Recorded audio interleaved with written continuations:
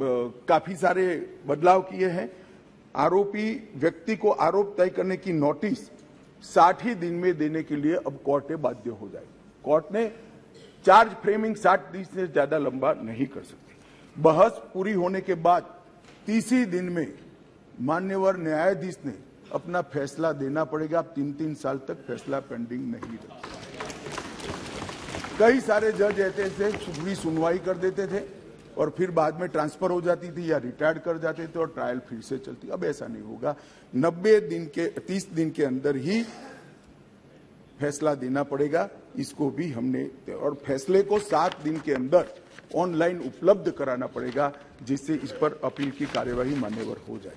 Civil servant के विरुद्ध कोई फरियाद होती थी, पुलिस ऑफिसरों के विरुद्ध कोई फरियाद होती थी, तो एक प्रावधान है जिससे उनको सुरक्षा मिली हुई। सरकार की परमिशन के बगैर इनका संज्ञान या तो चार्जशीट या ट्रायल शुरू नहीं हो सकती।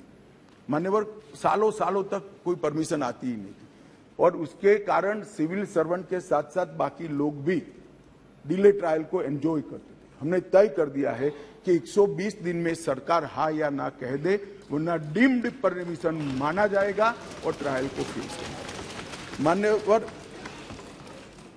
एक बहुत बड़ा दिक्कत मैंने देखा है कि एसपी के नाते किसी ने एक केस जांच किया है तो डीजीपी या तो रिटायर्ड होने के बाद वो केस चलने पर आता है और उनको गवाही देने जाना है।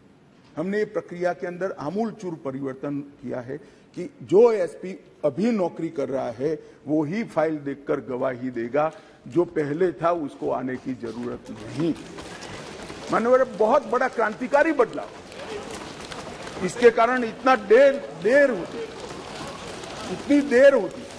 आज हमने बारीकी से ट्रायल किस चीज के कारण लेट होती है इसका अभ्यास किया है। सबसे ज्यादा डेट अगर लगे तो यही कि भैया वो तो डीजीपी हो गए, डीजीपी साहब को समय नहीं होगा, तहसील में कैसे आएंगे, जब उनकी विजिट है तो 1.5 साल तक गवाही नहीं होती थी। मगर अब कोई डीजीपी साहब या तो रिटायर्ड बाबू को बुलाने की जरूरत नहीं, वहां जो एसपी है वो फाइल देखकर, और वो डीजीपी साहब को कुछ याद भी नहीं है, उन्होंने भी फाइल देखकर ही कोर्ट को असिस्ट करना है, मगर ये नहीं होता था। अब हमने ये कर दिया है। घोषित अपराधियों की संपत्ति की कुर्की का भी ये है नहीं, वरना यूपीए वालों को बहुत दिक्कत आती इस प्रावधान से। घोषित अपराधियों की संपत्ति की कुर्की का भी हम प्रावधान मान्यवर इसमें लिए। संगठित अपराध के लिए एक नया प्रावधान हम इसके अंदर जोड़ रहे हैं, जो अंतरराज्य गैंग और संगठित अपराध है, इसके विरुद्ध एक अलग प्रकार की कठोर सजा का प्रावधान।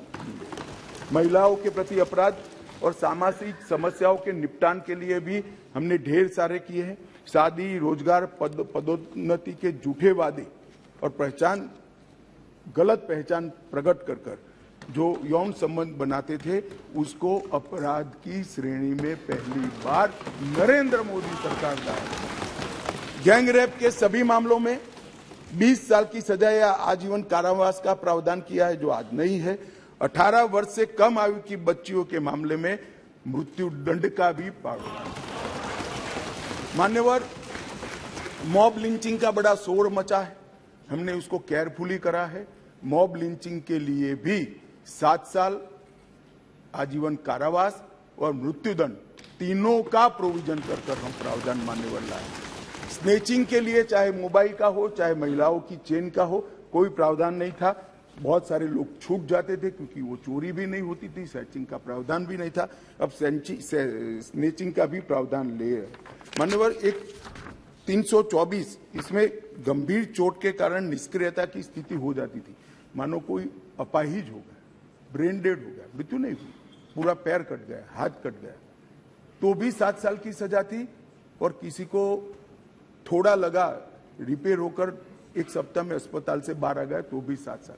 हमने दोनों को अलग कर दिया। हमेशा के लिए अपंगता अगर आती है या ब्रेन डेड होता है तो इसकी सजा को 10 साल या तो आजीवन कारावास में बदला। बच्चों द्वारा अपराध करने वाले व्यक्ति के लिए, बच्चों के साथ अपराध करने वाले व्यक्ति के लिए सजा को बढ़ाया गया है, 7 से 10 साल किया गया है। पहले जुर्माना काफी कम था, अनेक प्रोविजन में जुर्माने को बढ़ाने का भी काम किया है। मान्यवर